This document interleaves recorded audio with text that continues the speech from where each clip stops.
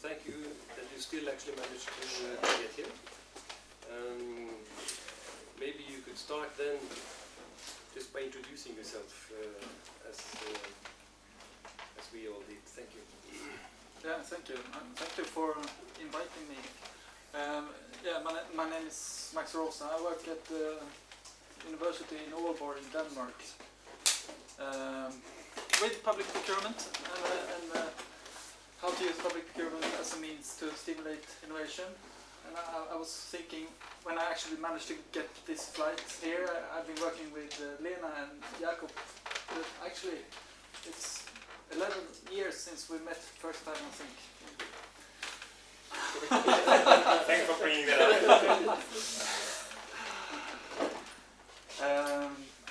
Originally I'm from Sweden, but since 5 years I've been working in Denmark. And I got this nice title, Institutional Frameworks for Public Procurement and Innovation. And that, for me, that means kind of theoretical stuff. And I had a bit of an argument one year or so ago with people. They thought I was too theoretical. So here I will prove that I am theoretical. But on the other hand, I think this field and that makes it so joyful and interesting is that you cannot really do anything as a researcher without talking to people in the real world, in public organization as well as procurers and sometimes even suppliers. So what I will talk about now is, I think, some experiences gained from all these years, but maybe in a theoretical package. So I consider myself as practical, but maybe you would not agree. I don't know. But anyway, I will start with some self-promotion. These experiences I talked about, I have, and what I will talk about today is a little bit summarized in this book that came out last year, and I don't know, probably not very few read it, but there are a few, and they seem to like it. Anyway, I will start with criticizing the definition provided in this workshop about public procurement. Of course, there are different views. I think it's important to not, as is sometimes think of public procurement or innovation as just the technical process, the tender process. But if you do that, I think you will miss out a lot of things that is very important for understanding how those projects leading to innovation actually occur. Sometimes there is a growing demand that takes place 10-15 years before the actual procurement process kicks in, and there might be diffusion issues that comes after you've actually signed the contract. There might be development issues and so on. I don't know. That is a bit of a risk management thing. I don't know how much you bring that in. But anyway, so and as a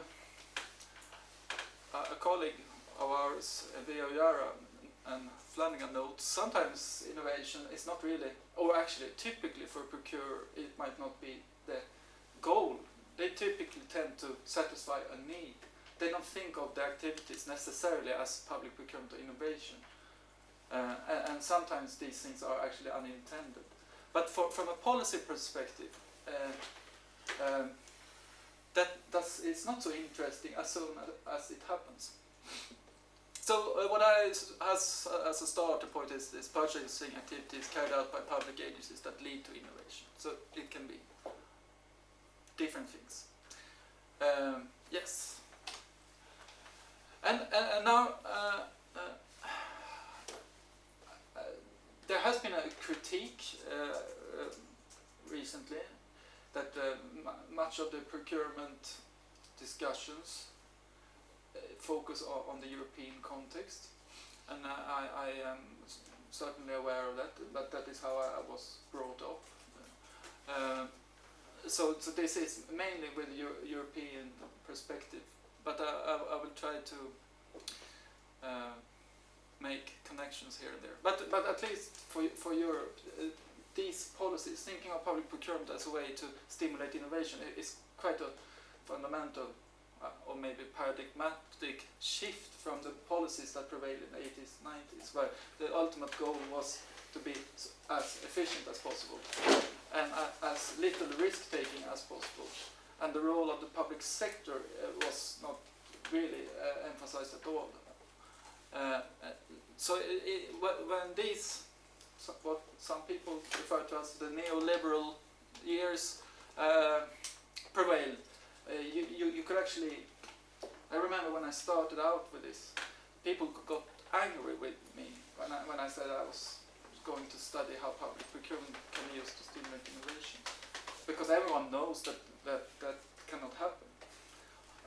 But this is something that has gradually shifted since, well, you can say for Europe, around the millennium shift, where the Lisbon agenda was set and so on, that European Union should be the most advanced knowledge economy in the world, and public procurement was one way to achieve that.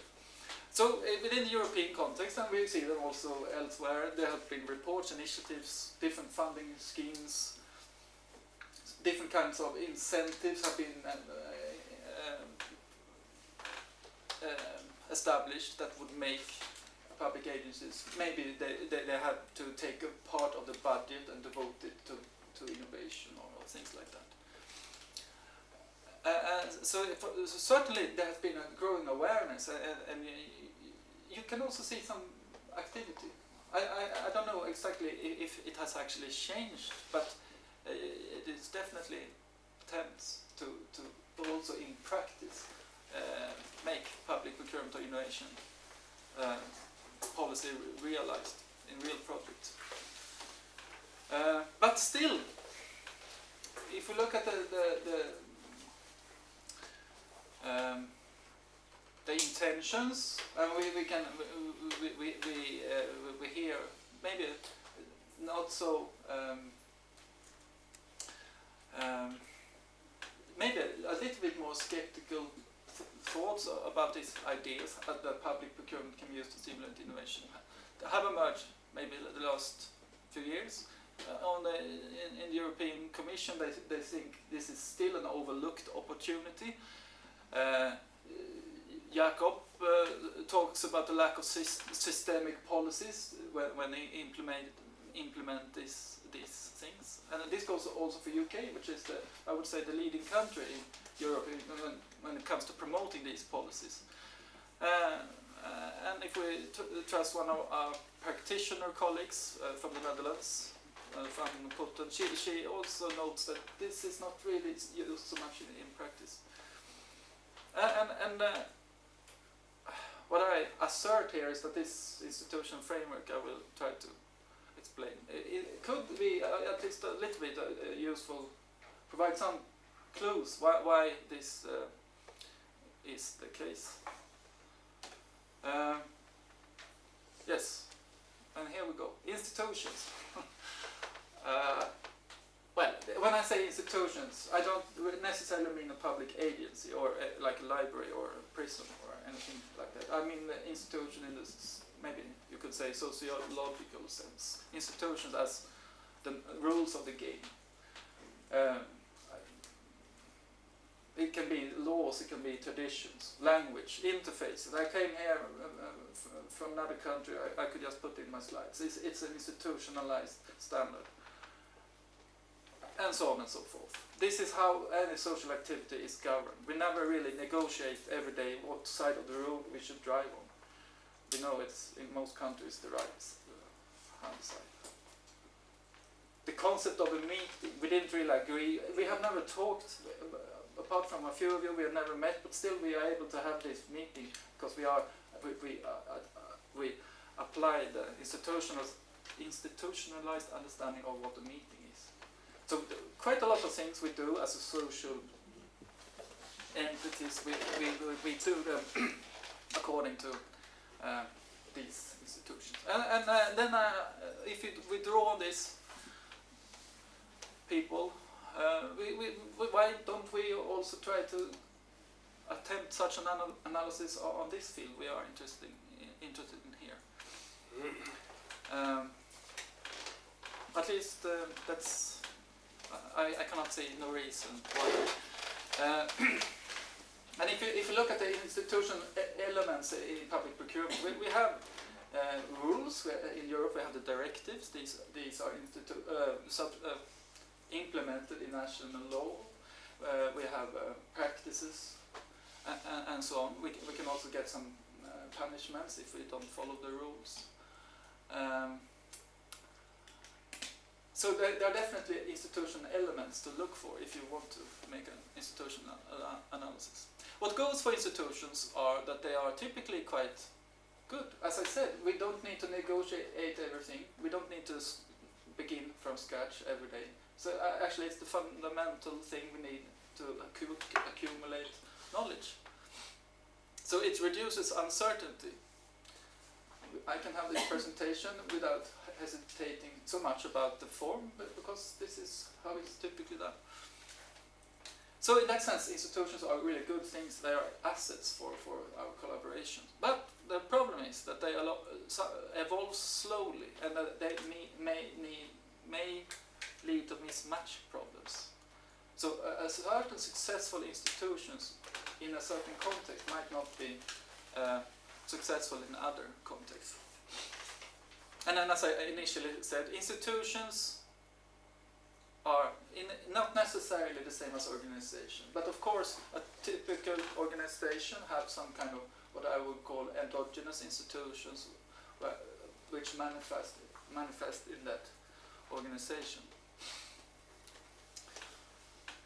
Yes. Furthermore, these prevail on different levels in society. I will come back to it later, but we have institutions on the European level. We have a practice on the lowest level. Institutions have different range. National law regulates things within a particular country, while the directives then have a bit different range. Then we have world trade agreements with another different range, and we have different instructions in a particular public agency. In my university we have lots of rules saying what we are not allowed to do when it comes to procuring things, and so on. And then you can make the difference between exogenous institutions and endogenous institutions. And perhaps this is the most important distinction to make. Exogenous institutions are typically formal law, which we cannot really do so much about. They are there and we are supposed to follow them. Then the endogenous institutions are more like cultural things, that the group, that prevails within a group, within a community, how we think about things, how things are done here, what is important. And you can say that the relation between exogenous and endogenous institution is that the endogenous institutions would actually affect the outcome of the exogenous ones. I have an example which I used to tell my students. If you have a traffic, what do you call it? It says how fast you may drive your car. Speed limit. A speed limit sign. Let's say 100 kilometers per hour. Then, from exogenous point of view, you could say, yeah, no one will drive faster. Well, they will probably be driving around 90, 100, but not over 100. But then, if you have, especially out in the outskirts of Denmark, where I live, an endogenous institution saying something about your role, your culture, your freedom, then you might not really bother with these 100 kilometers. A dark evening, no one around. Maybe you go there, you pass this sign in 130. So you violate the exogenous institutions, but maybe others in the endogenous context would actually think you're weird if you're actually slowing down because of the road sign, because of your attitudes and your cultural, local endogenous institutional setups. Then another thing about institutions in an organizational setting is that well, it's the institutional argument for the existence of a firm. The reason why you have an organization is that it is better to be in that organization to do what you want than doing it in any other way. But all organizations are, in that sense, economic organizations. They operate with scarce resources, which means that they will select their learning activities. They cannot be good at everything. If you look at a fire station, they are the best people to save lives and put out fires. But they would not be so good in like, I don't know, drug development. And vice versa, a new upstart drug developing company would not probably use their resources to develop skills in firefighting. So this means that organizations follow a certain rationality that in this evolutionary pattern. They will develop certain things, and organization promoting environmental issues, they will go in that towards that, through that trajectory, you could say. And this becomes interesting when different types of organization tries to collaborate. It was mentioned here, transnational networks. I had a student actually yesterday who got his master's degree writing a little bit about public procurement, and he talked about the Baltic states. They have tried a few times to make a transnational procurement of a railroad and also a power plant and some other stuff, and they can't really agree where to put it, and because they have different rationalities, they want different things, and they cannot agree, and it might be a problem to actually realize this. And finally, institutions, it's kind of central, at least in some parts of innovation research.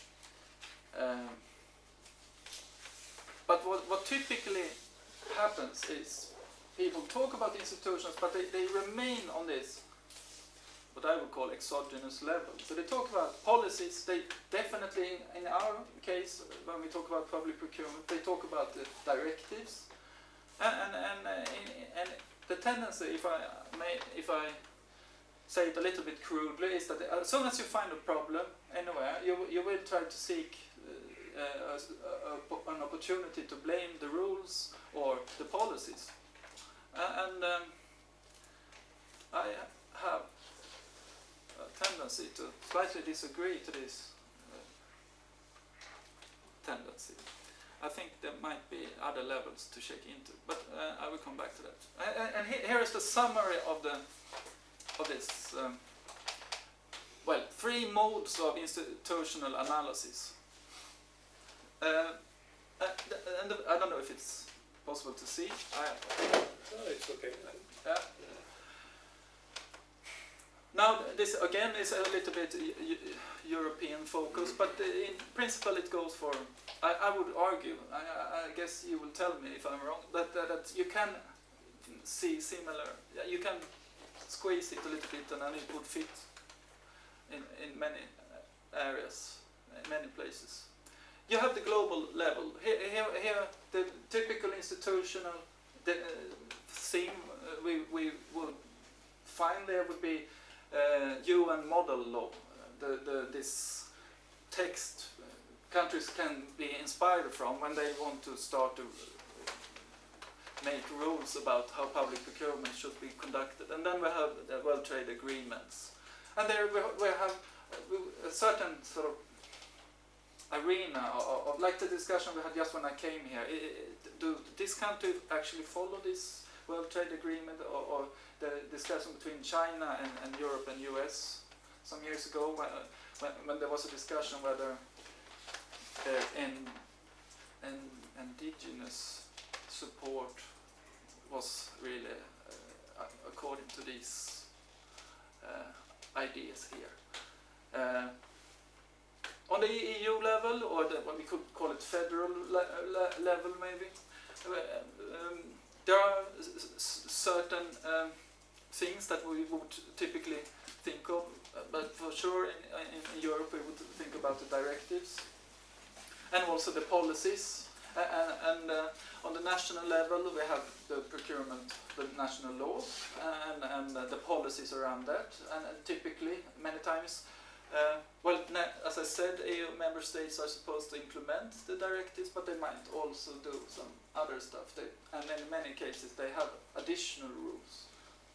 And also rules that is not necessarily procurement rules, but they are also affecting procurement outcomes. And then we can go to an agency.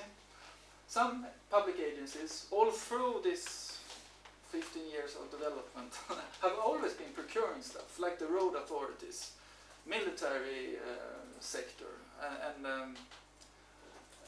so on. Other agencies never do it. You have certain policies, you have certain instructions and so on, which will affect what you do. And then you have a procurement unit, or maybe you don't even have a procurement unit, as is the case in many small municipalities. You have one person who gets the job once in a while, because no one else wants to do it. And here you have a practice, you have this interpretation. You don't like the bureaucracy in the European unions, therefore you know you cannot do it.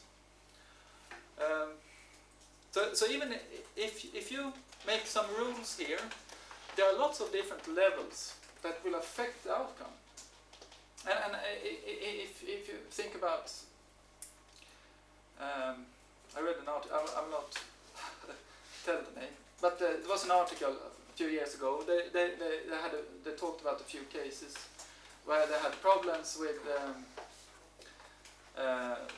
specification. There was some problem with specification, and there was some problem with collaborating. And then the conclusion was we must change the law.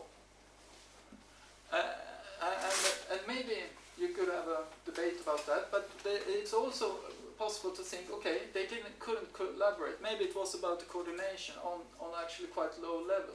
If they wasn't able to make a proper specification, maybe they should have taken some courses or had some consultant working for them, which is in institutional terms an action that is determined on quite a low level. When I have met procurement organizations, I know that some places they are really good. My favorite example is from Sweden, in Växjö. It's a mid-sized town in in the Swedish context, maybe around 100,000 people. But they have a procurer organization. They also procure for the smaller municipalities around them. They work with a university. If they may, and they've done several interesting cases. Some of them, or at least one, we included in the report we made some years ago. And when something is about to be going wrong, the procurement manager just go to the political leadership and they say, okay, now we have maybe a problem. And they say, the politicians say, okay, that's good. We know what you're trying to do. Can I make a question? Can I make a question? Yeah. So, in that case, so what are kind of the critical factors to make it efficient? If you had to name the main key factors to make it an efficient procedure. Maybe I could come back. Okay. I have some generic points for that as an answer. But at least for now, let us assume it has not so much to do with the directives. Or maybe I should just... so this is the multi-level analysis. Then this is the exogenous and endogenous dichotomy. That we get some rules, we get some policies, but they are interpreted in our own country, in our own community, in our own procurement department. Now my experience is limited to European countries, but if I talk to procurement law people from different countries, they are convinced they know the law, and of course they know the law. But if you talk to people from different countries, they wouldn't have the same understanding of what the law says they can do. So this is in a way a bit simplified because it goes for each level there are, I would say, different institutional setup wherever you go. So there is this endogenous, what we do here, that determines how the exogenous institution will actually play out in the endogenous context. And then we have this rationality thing. Firms or organizations, NGOs or whatever, they have their thing they are working towards. If you put a commercial firm together with an NGO working on money from the European level with a municipality and some other organizations and try to build a power plant, you might not be able to make that work because they don't really appreciate each other's the things that come with them. A private firm needs to make sure they earn money. They need to have certain timelines met. The more policy side wants diffusion of information, which maybe the firms don't want to participate in, and maybe the market can only supply a certain level of green technology, while this green NGO wants state of the art. And if you're not able to match these different rationalities, well, you can change the law, but you will definitely not change these mismatches by changing the law. Not that at least where I would put my bet. Can I have one question? Yes. Regarding the exogenous and endogenous, can the exogenous become endogenous Yes. for a specific period of time? I think so. At least in theory, it's probably a mathematical relationship. To the extent that, I mean, if you can comply with the law, you can appreciate the law. But of course, you will probably, if you take in this punishment aspect of the exogenous institution, you will probably not punish yourself for breaking the law. But you can definitely apply it quite to the point. But probably that's in theory. But of course. But does it happen in the practical? Yeah, in theory, yes. But in the practical aspect, does it happen? Of course, it's when you think of the world in this way, it becomes hard to have an absolute. Everything is a little bit dependent on the one who is interprets things. You can definitely do things by the law, but typically that law as interpreted by those who monitor that the law is followed. But what is perhaps related to your question is that there are examples, a lot of them, well, the phenomenon exists that you can have things happening here which are actually breaking the national law, but actually follows the European law. And I think I've seen an example just recently where they didn't really went by the book according to national legislation, but they actually did. They procured innovation, but it was maybe a little bit grey, but there were no one else able to make any competitive bids anyway. In the context of nature, we may not follow the global level and certain rules and regulation, but in endogenous aspect, maybe in our own context, yes, that is a necessity for us to have that kind of policy. Yeah. And then the question will probably come, who is then making that interpretation? I think that's, if you put it like this, that's where the clashes come, maybe. But yes, I agree to the general way of thinking there. To go back to Sarah's question. Here, based on the things in this book, there are a few cases I have studied. And if you, I'm not exactly sure I remember your question, but I don't know if this makes sense. question was about the key factors that have an influence in Yes. terms of the efficiency. Yes, thank you. What I've done here is try to see, I mean, some people like case studies, some people like quantitative studies. This is something maybe towards, this is case studies, but maybe moving towards some kind of quantitative way of treating them. But there are a few cases, and if you look at them, some of them are successful, some of them didn't even happen, and some had some problems. So there is a variety of degrees of success here in different kinds of technology. And if you look at what seems to be working well, what seems to be causing the problems, you can derive in a very rigorous way different success factors. If you have these in place, it will probably be a successful project.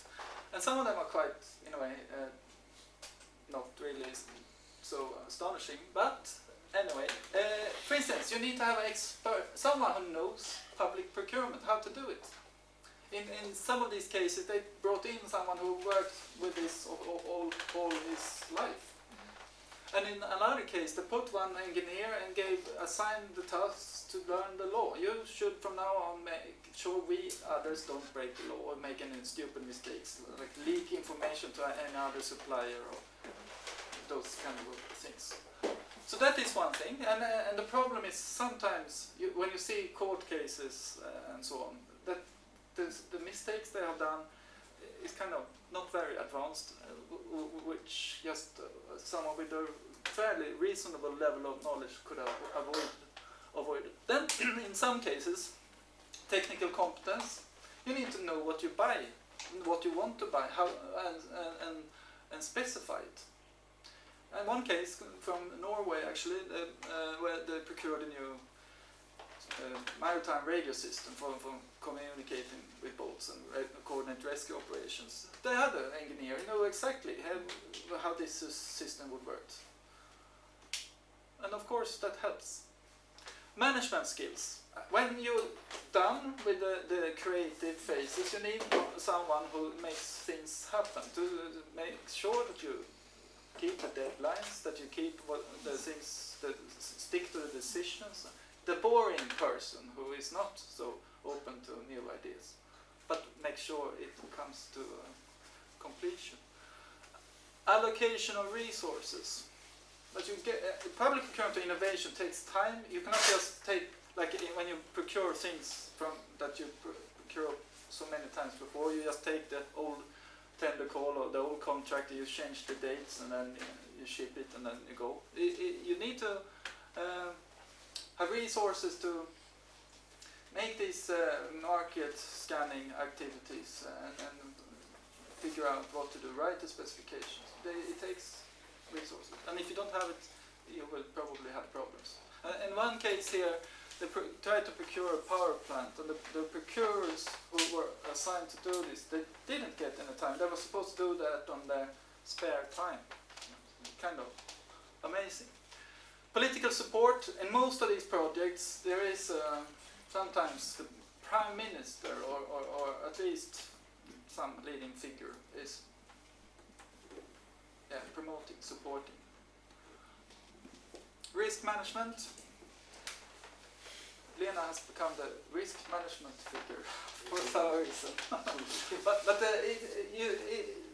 there is one case here where they had a lot of issues. They procured a power plant with they will produce biofuel and stuff. And also fertilizers. People were supposed to send their food waste and restaurants their leftover grease to this facility, and out from the system would come certain energy solutions and also fertilizers that will be used by the local farmers to produce food. And before they actually started, they had a long, a list of things they needed to make sure that they had clearly food authorities that they could use these fertilizers for food production, and that there was a demand for the fuel they would produce, and so on. So that seems to be a good thing. Commitment from institutional actors. If there are some customers or some other who will be affected, they also need to be involved. If you put this power plant in the middle of the city, maybe the neighbors get cranky if you don't talk to them. Technology champions. In several of these cases, there is, like in any diffusion situation, there is one who really loves this idea of this new thing and make it happen and inspires everyone else. Yeah. Method development and learning. I think in general you could say that there are two kinds of public procurers. One are those who just say it doesn't, we can't do it, it's illegal, no. And then we have those with the little glimpse, shine in the eye, the entrepreneurial minds, who want to try to see, yes, of course we can do it. We don't really know exactly how now, but we will figure it out. And when you have this, a little bit of entrepreneurial culture, that would help. Then the final one is, it goes back to actually to the discussion about who you protect or who you steer your procurement policy in that sense. From an innovation point of view, you should always go for the universally best offer. If it is from another country, that should not be a problem, but if that is the state-of-the-art technology. But then you can make, to go a little bit Irish, to make sure somehow that there is a spillover effects, that maybe your people can learn something too. There is a case from Czech Republic where they procured hospital management system, where they actually from elsewhere, but they used their own engineers to localize it to their own context. So there was some kind of, they managed both the innovation goal as well as a little bit spillover goal. Is that helping? Is there, yes, that's very clear. Thank you very much. Is there any further work in terms of with any type of econometric model of measuring the weight of each factor and combining? No, well, I've been thinking of those things. But the short answer is no. But I tried to. But it's yeah. But the point is, if you remember this multi-level institutional model. So if you look here, so many of these factors would not be determined by the people in Brussels, not directly, I would argue. If you have an expert in public procurement, that if you have this culture, like this town I talked about, Växjö, where they think that we want to be an innovative city, we want to buy green stuff, we want to be energy efficient and the carbon CO2 free and all those things. Then they also start to ask, what do we need to do? Yes, we need to train our people. We need to allow them to make mistakes and all those things. So it comes, well, it determines on that level, I would say. Some of them is about collaborating, but that is a bit higher up maybe, and the political leadership might also be higher up. And of course, a decision on a high level to make this happen might of course affect the development of these things. But in the isolated situation, they are determined on lower levels. I have one question regarding the top 3 expertise on public procurement regarding expertise on public procurement, technical competence and management skill. Yeah. What is the differentiation between these 3? When we talk about expertise on public procurement, normally we also look at the technical competency as well as their management skill. Yeah, that's a good point. Of course, they are. It's hard to really say where the one stops and where the other begins. But maybe you could say that the management skills is about this project management, decision, stick to the decisions, stick to the deadlines, that kind of project management. Technical competence is about being able to specify. If you have as I mentioned, the radio system, you probably need to be an engineer with some experience, maybe from the old system, where you can actually write a specification that suppliers can understand. And the public procurement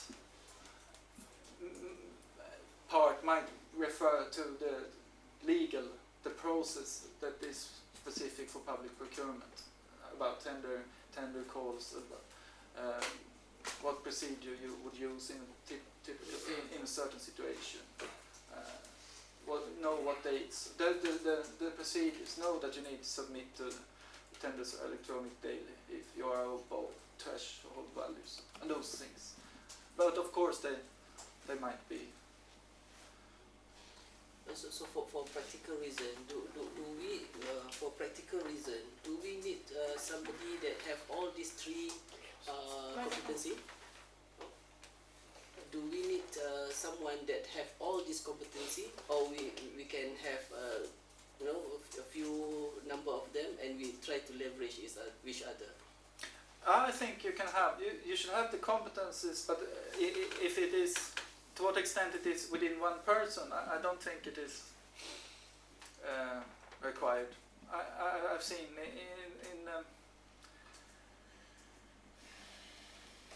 in different cases they might have a legal expert, and this if you talk the maritime radio case, this person was involved just over the tender stage when they had found their supplier. This person was more or less taken out from the project because then they didn't really need the procurement law expertise. But if you have one person that knows it all, or I don't think it's probably in practice you would have a legal person who might not be the technical person.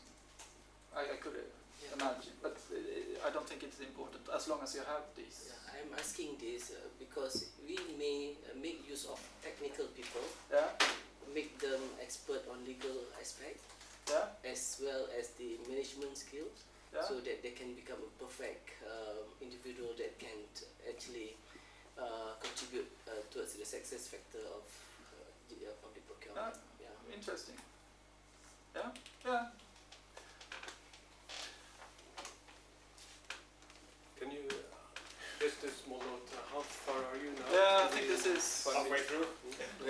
I even thought Jakob always give me a hard time because I have too many slides. And now I only have 11, and this is the last one.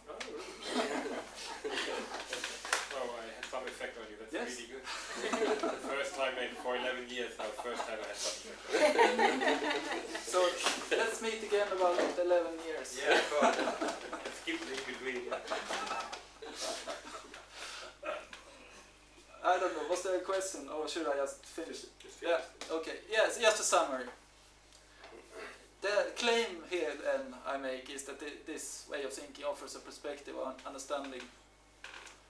I wouldn't call it a policy failure, but if there is a lag in these ambitions, maybe you can find some of the reasons with this way of thinking. At least you would be prompted not to just blame the law or the directives or what's happened on the European level, but on the other hand you would be prompted to look at different other institutional levels. And also, if you do that, you might also end up in some awareness of what to do. If it is a problem in your municipality, maybe you should deal with that on that level. So it actually suggests a focus for where to try to make any solutions. It also, that is perhaps a reflection for policymakers on higher institutional levels, that it promotes an awareness of the fact that public procurement takes place in different ways, in different institutional setups. So you need to have, and in different, if you go to the health care sector, they do things quite different from the construction sector. So you can't really treat them as one. How innovation works in the healthcare sector is quite different from other sectors, and so on. And so there's this. It was also mentioned in the discussions when I came. It tends to focus, or at least bring in the localized perspective.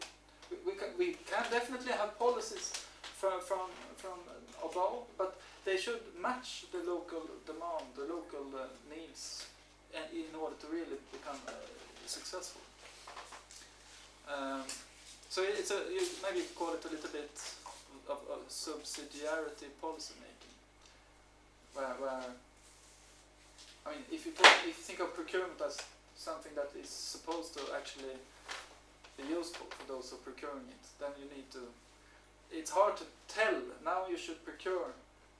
To tell municipalities or regions, now you should procure innovation, but and they will do it when they have a need for doing it, and this awareness connecting to the realities, I think, is highlighted a little bit here. Thank you.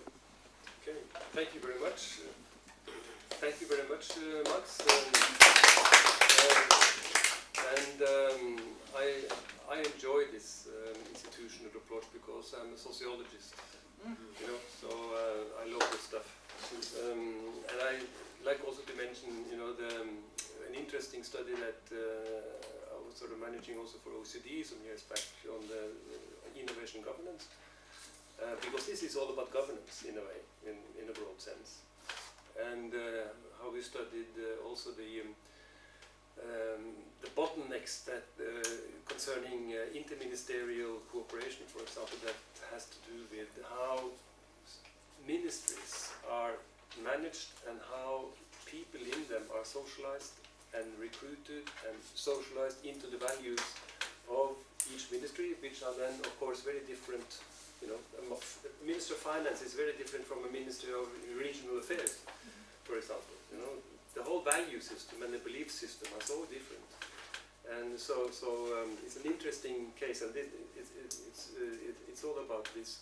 What strikes me also is when it comes to transnational possibilities or networks that you also mentioned, and how, let's say, differences in cultures and values or endogenous institutions that are sort of inherently governing their behaviors. It strikes me, you know, if you look at the European research history now with the framework program, there has been over decades now a build-up of a European research community in a way. Through the framework program, through the build-up of consortia and so on and so forth. This kind of collaborative exercise has been actually been able to bring together a European research community that was not really there before, you know, over decades. Now you can extrapolate that way of thinking to this way of doing it.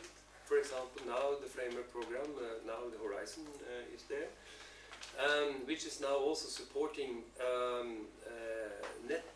public procurement networks. So in principle, of course, this will be on a very different level and quantity, so to speak, than for researchers and the research community. But you could think of the fact that this exercise, this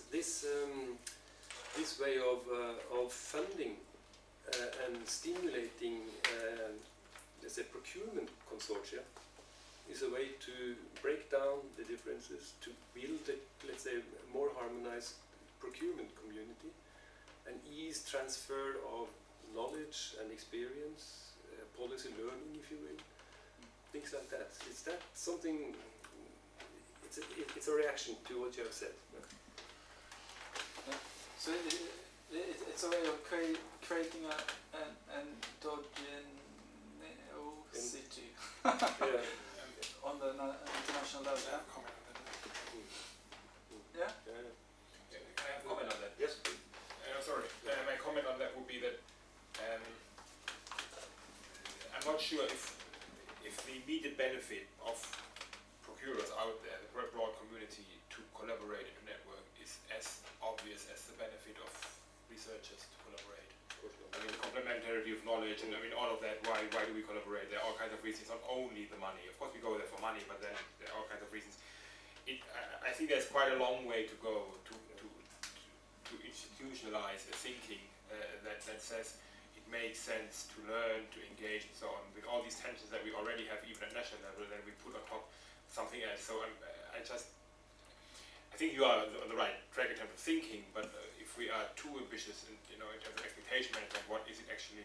If you pick some procurer in a French municipality and ask him why he should or she should cooperate with London, I mean, there might be very good reasons to do so. I'm not cynical, but we have a long way to go to make this kind of. We had a long. I mean, for public scientists, it was pretty obvious to collaborate for all kinds of reasons that stem from knowledge production. And then for firms to collaborate, it took quite some years in the 80s and 90s to slowly make them realize that the added value, the benefit of doing things together, even in research. But that took quite some time, and now we still talk about open innovation as if it is something new, but it took many decades to so for public procurers to get to the same stage, I think we have a long way to go. I know. I wanted to say something, Sven. Yeah. Sarah? No, I agree with Jakob. So if you look, for instance, at in Portugal, we have a large number of municipalities in the country, and the collaborations that exist between them, they are very, very low. So to have some collaborations at the procurement side among the municipalities, so that would be something I think still far away from being implemented. But at the same time, the research side, I think it's easier because I think the added value seen on collaborations at the research side is more practical, and they can really have a higher collaboration. We will come back to this also a little bit, because if we manage to do Bertrand Bert's presentation the way we have planned, he also has some examples of this, and I think this in emerging transnational networking, also in this case, is an interesting development, although it's still small. Yeah. Anyone else comment on Matt's presentation?